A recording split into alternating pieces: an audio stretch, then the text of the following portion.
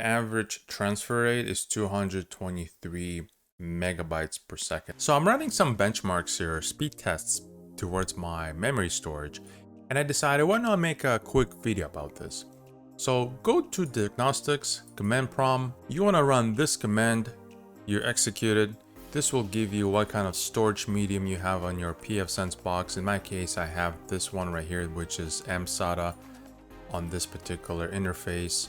I also have a memory card reader, which has, I believe, SanDisk Extreme Pro. It's a 64 gigabyte micro SD card, which is sitting on this interface. Now that you know your storage medium interfaces, you run this command, Diskinfo, and you're going to be pointing it towards your memory storage address. In my case, it's ADA0. You execute it, and this will do a sequential read test.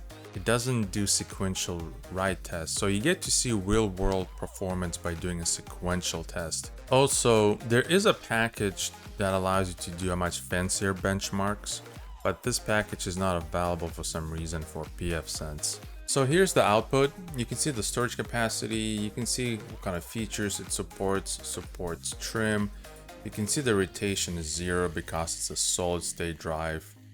You can see the seek time, which is sub milliseconds, which is perfect and ideal for SSDs. And here's the transfer rate.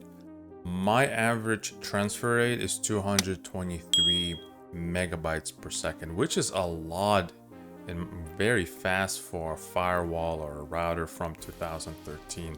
Yes, PC Engine AP1, I don't remember the model number, is from 2013.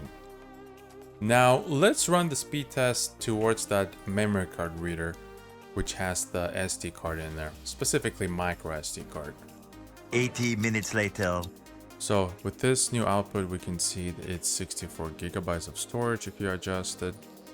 No trim support, doesn't know what the rotation is. Basically, you don't get a lot of extra data with SD cards. We can see that the seek time is a little bit higher than the previous test, but it's still in sub milliseconds, which is still good for flash memory. Transfer rate is much lower here. We at 33 megabytes per second compared to 225, I believe it was, which is much slower. But in our experience for pfSense, that's plenty enough read performance. We have these pfSense boxes running for over a decade. We haven't had any problems, except if you use bad micro SD cards or SD cards, you're gonna have a bad time. Basically, data will corrupt.